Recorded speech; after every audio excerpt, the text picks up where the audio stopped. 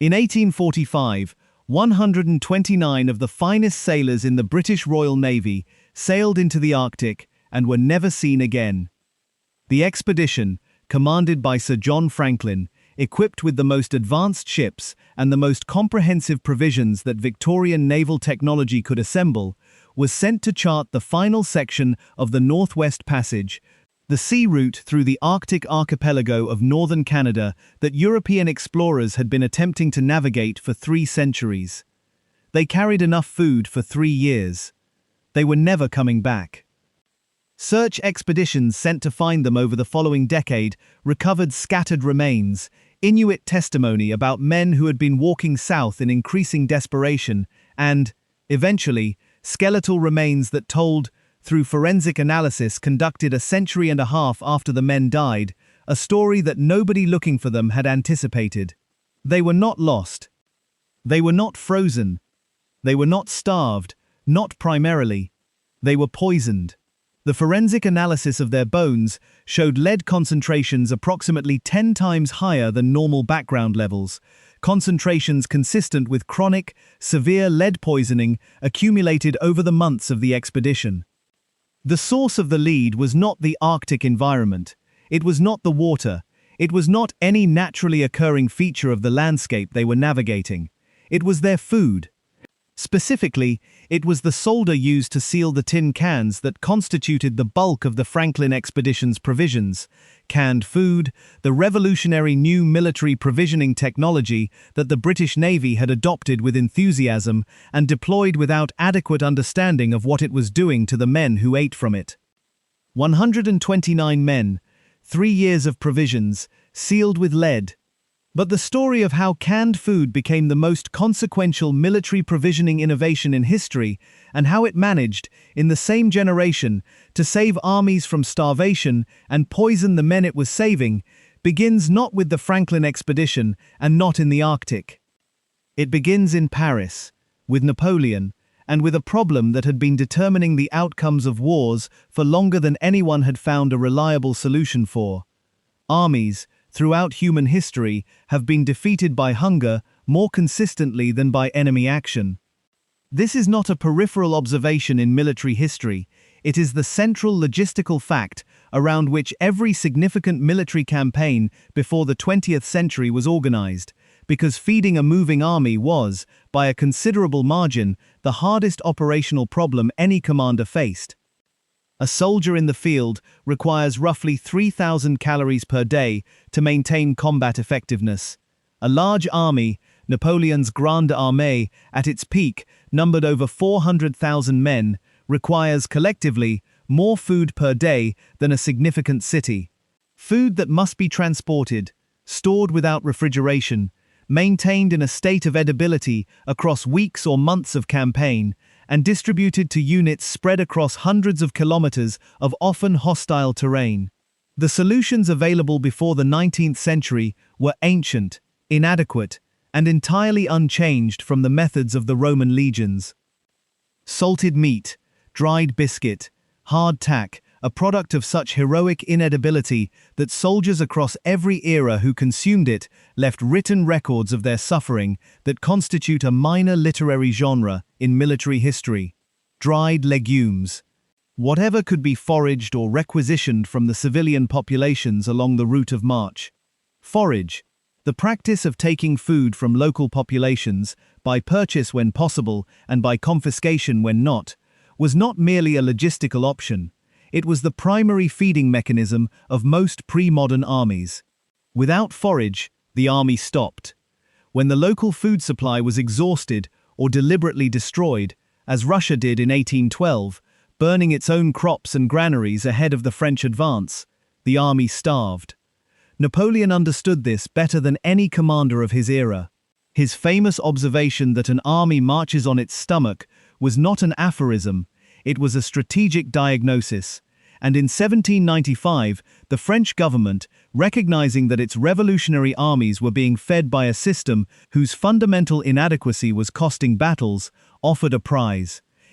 12,000 francs. To anyone who could develop a reliable method of preserving food for use by armies and navies in the field. The prize sat unclaimed for 14 years. Nicolas Appert was a Parisian confectioner and brewer who had spent most of his working life thinking about the problem of food preservation in the specific, practical way that people who work with food think about problems, not theoretically, but empirically, through the accumulated observation of what works and what does not. He did not know why food spoiled. Nobody in 1795 knew why food spoiled. Louis Pasteur's germ theory, the explanation that would eventually make sense of everything Appert observed, would not be published for another 60 years. What Appert knew was what he had seen. He had noticed that food sealed in glass containers and heated, subjected to boiling water for extended periods, did not spoil in the way that food stored by conventional methods spoiled. He did not know why. He began experimenting with the parameters: different foods, different container sizes, different heating durations, different sealing methods, with the patience and the systematic attention to results that constitutes experimental science, whether or not the person doing it understands it as such. He worked for approximately 14 years. In 1809, he submitted his process to the French government for evaluation by a commission of experts. The commission tested his preserved foods, meat, vegetables, fruit, dairy, after months of storage. They found them palatable, safe, and in some cases superior in flavor to foods preserved by conventional methods. In 1810, he was awarded the 12,000 francs. The same year, he published a book describing his process, the first systematic text on food preservation through heat and hermetic sealing. Appert used glass bottles. Glass was available, transparent, and well understood as a sealing material. It was also fragile, heavy, and entirely unsuited to the conditions of military field use, where containers are dropped, rattled, exposed to temperature extremes, and handled by people whose primary concern is not the preservation of glass. The military application of Appert's discovery required a different container. It required tin. The tin can was not invented by Appert. It was invented, almost simultaneously and apparently independently, by a British merchant named Peter Durand, who patented the idea of using tin-coated iron containers sealed with solder in 1810, the same year Appert published his book. Durand sold his patent to two entrepreneurs named Brian Donkin and John Hall, who established the first commercial canning factory in England in 1813 and began supplying preserved food to the British Royal Navy. The can solved the fragility problem immediately. Tin-coated iron was robust, light enough for field use, and capable of withstanding the rough handling of military logistics in a way that glass could not. It created a different problem that nobody identified for 30 years. The solder used to seal the early tin cans was lead-based. Not because the manufacturers were indifferent to safety, because lead solder was the standard joining technology of the era, widely used across dozens of industrial applications, and its specific toxicity in the context of food contact was not yet understood. The mechanism of contamination was not difficult to understand once someone looked for it. Lead is soluble in acidic conditions. Many foods, particularly fruits and tomatoes, are acidic. Food sealed in a can with lead solder, subjected to the heat of the canning process, and stored for months in contact with the lead seam, absorbed lead from the solder in quantities that varied by food type, acidity, and storage duration. The soldiers and sailors who ate from these cans were eating lead, slowly, in doses below the threshold of immediate toxicity, in quantities that accumulated in their bones and their organs and their nervous systems over weeks and months of consumption. Chronic lead poisoning presents, in its early stages, with symptoms that no military physician in 1815 would have attributed to food. Fatigue, cognitive impairment, weakness, poor judgment, depression, symptoms that, in soldiers, would have been attributed to exhaustion, to the psychological toll of campaign, to the ordinary physical deterioration of men living in difficult conditions. Nobody looked at the cans. The military embrace of canned food was not cautious. It was enthusiastic, rapid, and driven by the genuine revolutionary advantage that preserved food offered over the alternatives. For the first time in military history, a commander could stockpile months of provisions in a form that did not require immediate consumption, did not require refrigeration, did not deteriorate significantly across the storage period, and could be distributed to units in the field without the logistical nightmare of coordinating fresh food supply across a moving campaign. The British Navy adopted canning with particular enthusiasm, for obvious reasons, since naval provisioning had always faced the most severe version of the preservation problem. A ship at sea cannot forage, it cannot requisition food from local populations. It carries everything it needs for the duration of the voyage, and the duration of a significant naval campaign could extend to years. The Franklin expedition of 1845, carrying over 8,000 cans of preserved food for 129 men across 3 years, was the logical endpoint of this enthusiasm. It represented the most complete reliance on canned provisions that any expedition had yet attempted. It also represented, as the forensic analysis of the skeletal remains confirmed a century and a half later, a catastrophic failure of the technology's safety assumptions.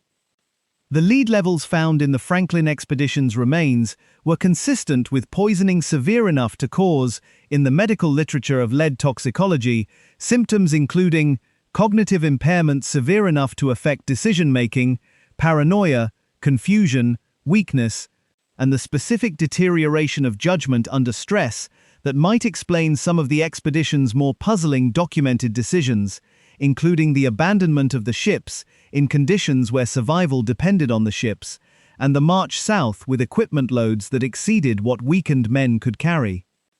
The expedition may not have died from a single catastrophic cause.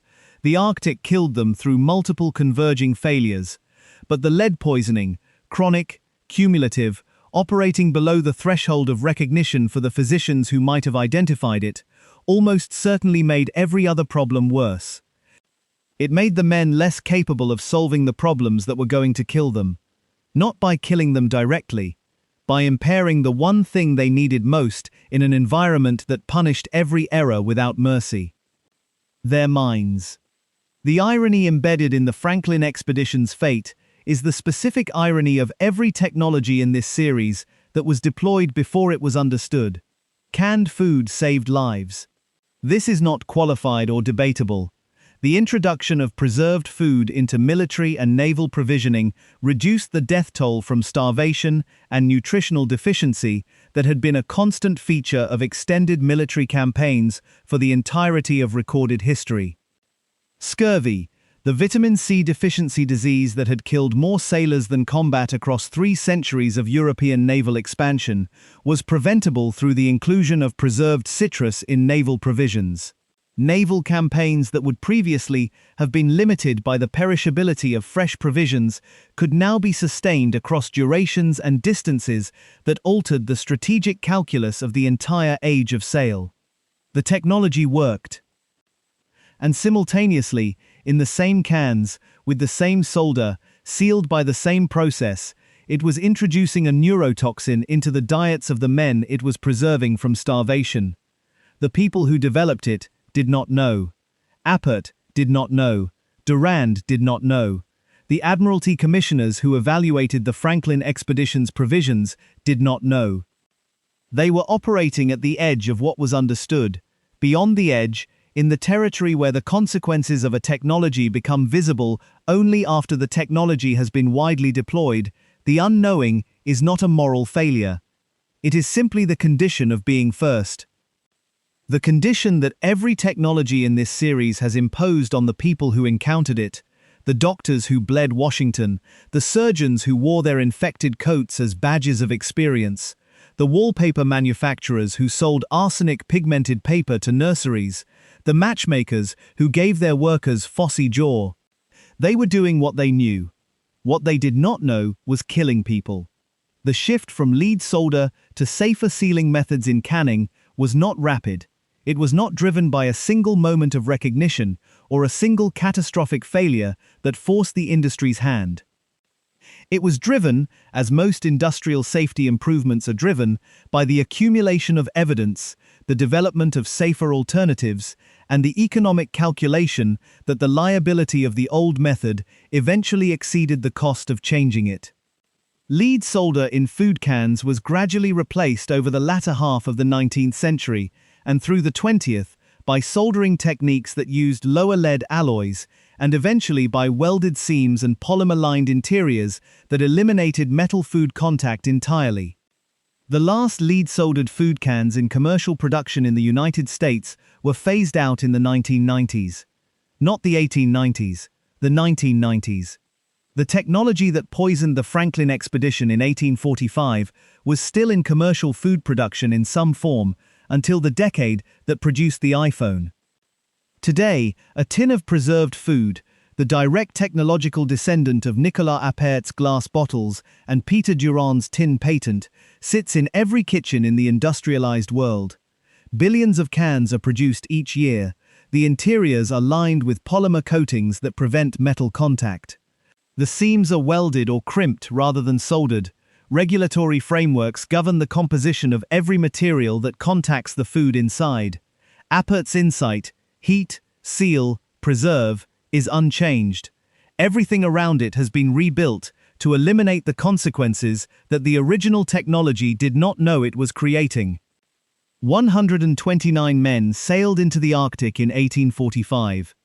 They carried with them the most advanced preservation technology their civilization had developed, the best answer their era had to the problem that had been defeating armies and navies for the entirety of recorded history. The answer was good.